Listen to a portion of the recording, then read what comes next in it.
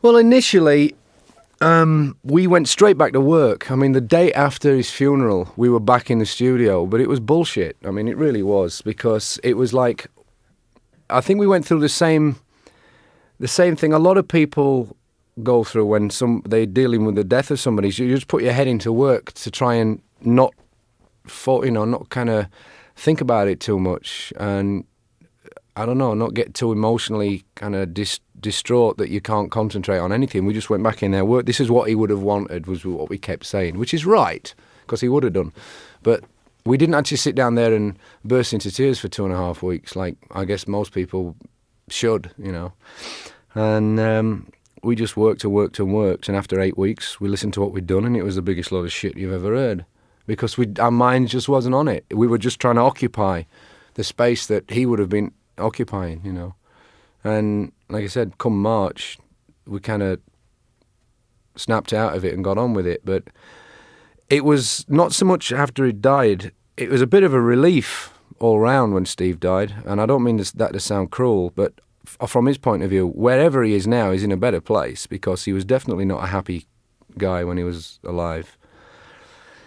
And it was very difficult for us to deal with anything, because when Steve was in the band and when Steve was alive, he was pretty difficult to nail him down to get any work done. He would be so messed up that you just couldn't use anything that he did. And he knew it.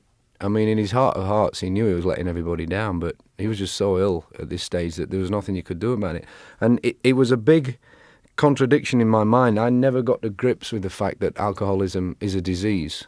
To me, it was always like, I got that stupid, naive kind of like, well, if you just stop drinking, you'll get better. And they can't, I mean, it's actually a physical thing. And I still find it hard to understand how anybody gets that way. But people deal with their own personal problems in different ways. And Steve really couldn't deal with life in general very well.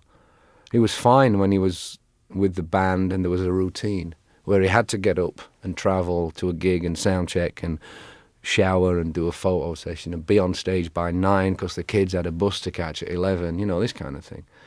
He was fine, but as soon as we came off the road and we didn't have a set routine, when you're going in and you're writing songs, you can't just write a song like you can build a cabinet.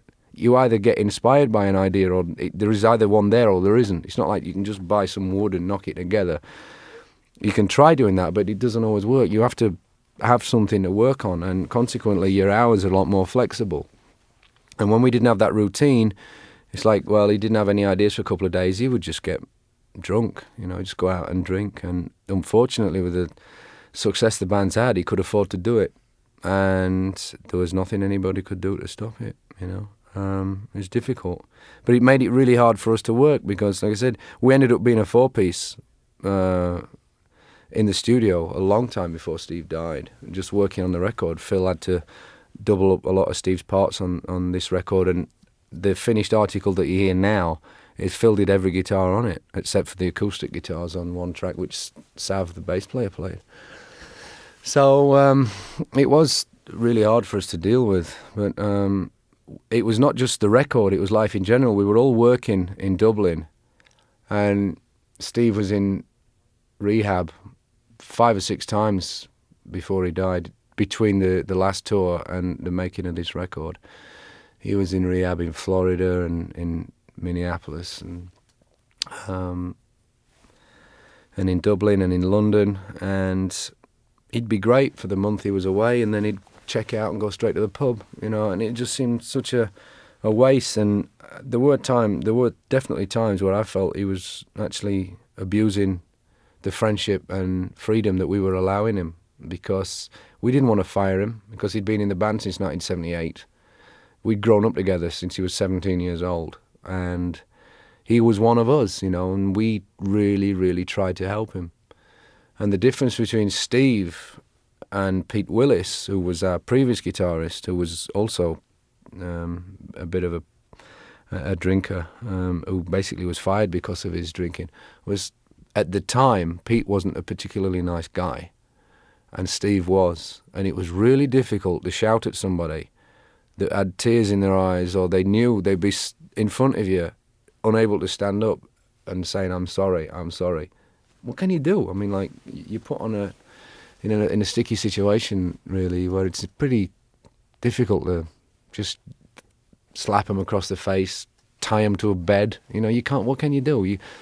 It's the old phrase, the cliche, you know, you're not your brother's keeper. And as much as you can try to be, there are things that you just have to let go, you know. And when he was in rehab in Dublin, I played family member for him because he begged me not to tell his parents that he was in such a bad way. And I feel bad about that I didn't tell him, but I didn't want to be seen as this telltale.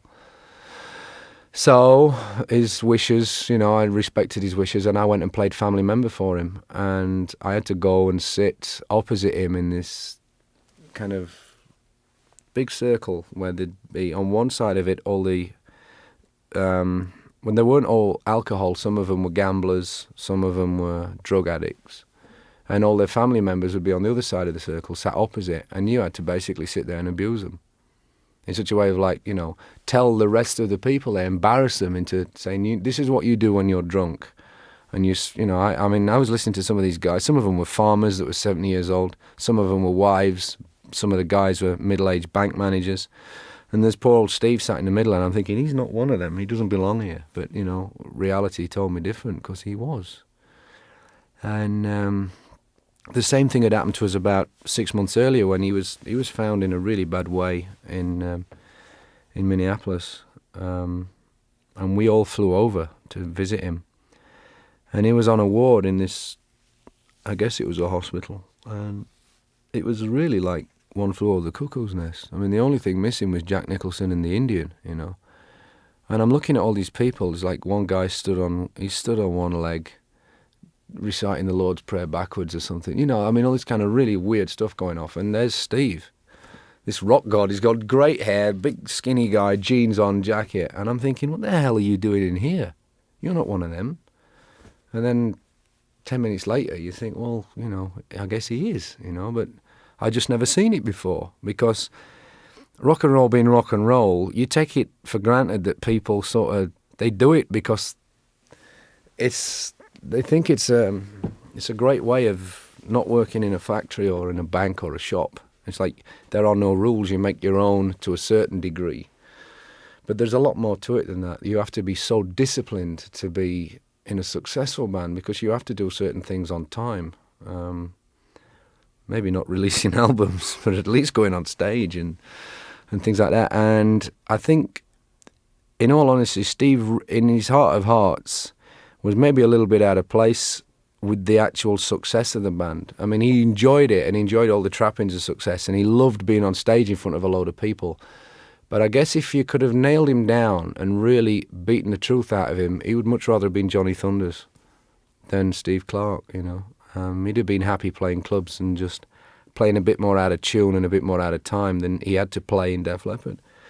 But he was a great creator. The difference between Steve and, just say, Johnny Thunders was that Steve was a brilliant writer, and he wrote songs that deserved more kind of scrutiny than, say, the New York Dolls songs did. And so he was stuck between two stools in that respect. He was writing songs that needed this treatment, but he really wanted to play them a little bit more. And I think that was one of the problems he had, was dealing with just the way that we worked, was a little bit not to his maybe natural ability. But it was good for him in a certain extent as well, because it furthered his playing. It improved him as a player. It definitely improved him as a songwriter. And he always pulled his weight when it came to contributing ideas to the band. He was, you know, very, very fluent when it came to, like, throwing ideas in.